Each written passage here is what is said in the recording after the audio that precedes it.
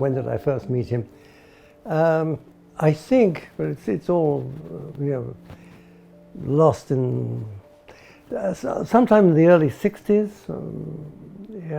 I would say somewhere 62, 63, in a seminar organized, an informal event, a meeting by somebody named Robin Spence in Hampstead, a group of architects that actually a sort of a group that I wasn't so close to, and Norman was there, So yes, that's the first time.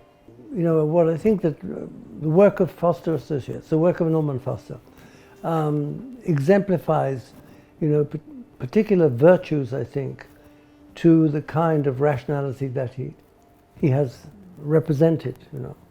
I mean, one can compare him, for example, to an architect like Mies van der Rohe, for example, who clearly, another generation entirely, but was also someone who was committed to a kind of technological, quote-unquote, rational objectivity. And Norman certainly participated in that, but I think in a much more nuanced way, this question of flexibility. Above all, of course, open office space, and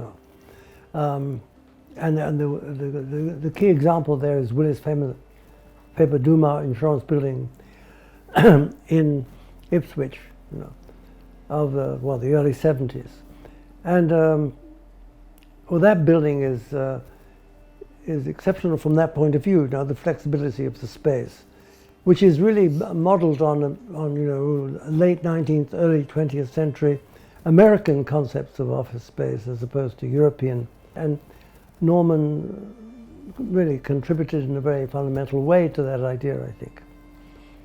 But I think the thing that I would like to emphasize is that, and I think often not fully recognized, is that Foster Associates have contributed to the idea of type. They've in fact, in a way, developed new types. So that the Ipswich building represents a new type. And in particular ways. I mean, the means of circulation, the escalator hall, the open office space that surrounds the escalator hall, and above all, the restaurant on the top of the building related to the escalator hall, and the greensward on the roof. That's an incredible kind of invention, I think. And what I think has been maybe insufficiently emphasized is the influence of, again, an American influence on Foster, in that, is it my favorite?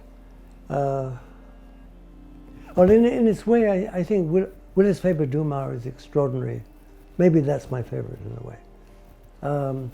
But it's difficult to say. I mean, surely the question of infrastructure and transit, light rail, tram systems, and also combined with high-speed rail. I mean, the only way I think that one can ameliorate the chaotic urban condition in general is through infrastructural interventions. I think, there's this extraordinary bridge in the south of France, of course, that is an unbelievably beautiful work.